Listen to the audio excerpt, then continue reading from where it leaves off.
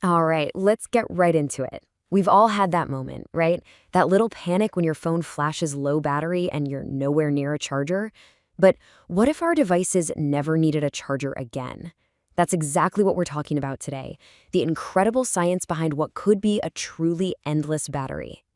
I mean, really, stop and think about that. Your smartwatch, your earbuds, maybe even vital medical implants inside your own body, all just running continuously. No plugs, no charging pads, no swapping out batteries. It honestly sounds like something out of science fiction, but it's way closer to reality than you might think.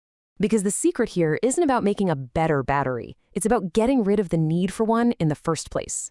The solution is to scavenge or harvest the tiny bits of energy that are literally all around us, all the time, from our own movements, from simple friction, even from slight changes in temperature. And that really brings us to the core problem, the battery conundrum. We're living in this world filled with countless tiny wireless smart devices. You've got sensors running our cities, wearables on our wrists, and every single one of them needs a battery. And let's be honest, batteries are a huge bottleneck. They're bulky, they die, and they always need to be recharged or replaced. So, enter the hero of our story, the nanogenerator. So what is it? Well, it's a super compact device that's designed to do one thing really well: capture that ambient energy, like motion or heat, and turn it directly into electricity, right where it's needed. This is the technology that could finally let us cut the cord for good. So how do these things actually work? Well, scientists are exploring three main ways to do this, and each one is pretty fascinating in its own right. They can generate power from pressure, from friction, and even from heat. Let's break down each one. Okay, first up, the piezoelectric effect. This is all about capturing kinetic energy, the energy of motion, by putting pressure or stress on some very special materials. The easiest way to picture this is to imagine you're squeezing a tiny crystal. When you apply that pressure, you're literally forcing the positive and negative charges inside to move to opposite sides, and that creates a voltage. Then, when you let go, they snap back. If you do that over and over and over again, you're generating a continuous flow of electricity. And this is so cool because it shows you how it works at a microscopic level. What you're seeing here is a single piezoelectric nanowire. When a force bends it, one side gets stretched out, developing a positive charge. At the same time, the other side gets compressed and it becomes negative.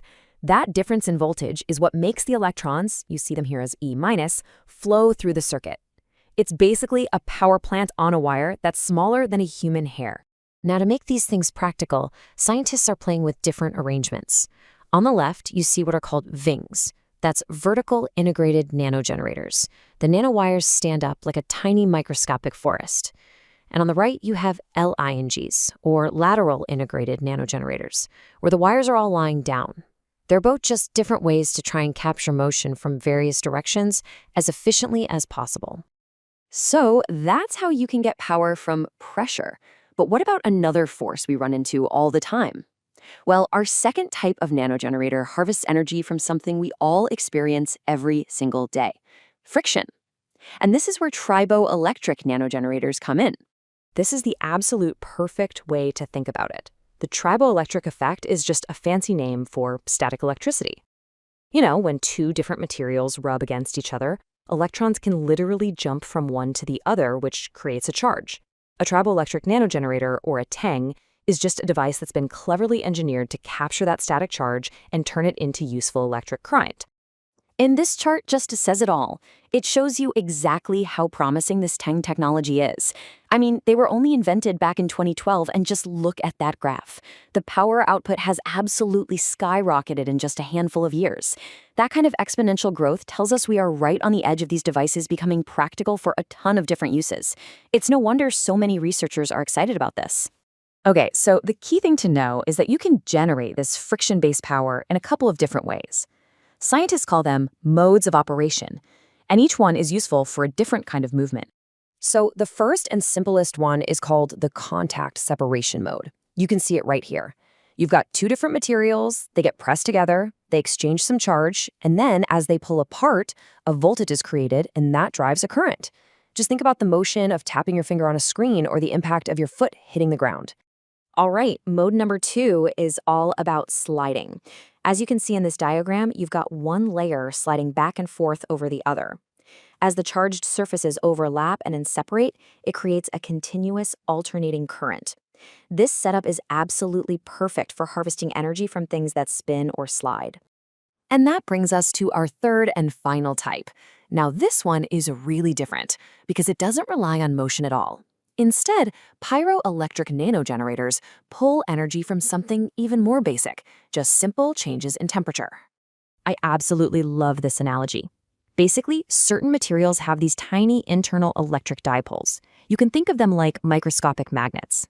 When you heat the material up, these dipoles start to wiggle around more, and that change pushes electrons out. It's like an exhale of electricity.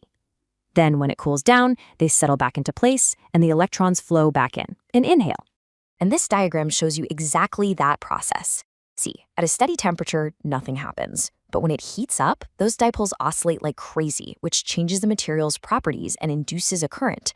Then you cool it down, the exact opposite happens, and you get a current flowing the other way.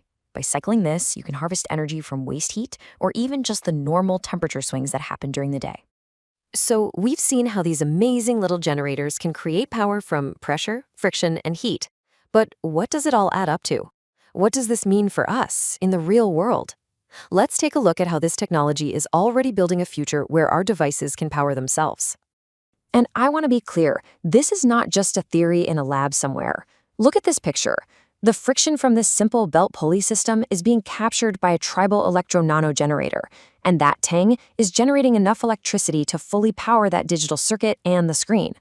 This is a real, working, self-powered sensor running completely on energy that would normally just be wasted.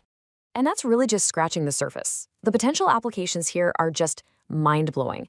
We're talking about medical implants like pacemakers that could be powered by your own body's movement, wearable tech that you never, ever have to take off to charge, huge networks of sensors for smart cities, all powered by ambient vibrations. You could even have large-scale systems pulling energy from ocean waves, from the wind, or even from the footsteps of a crowd in a stadium. So, the main takeaway here is that nanogenerators could completely change our relationship with power. This isn't just about a slightly better battery. It's about imagining a world that doesn't need them at all. And that leaves us with one final and really exciting question to ponder. When everything can power itself, what will we create next?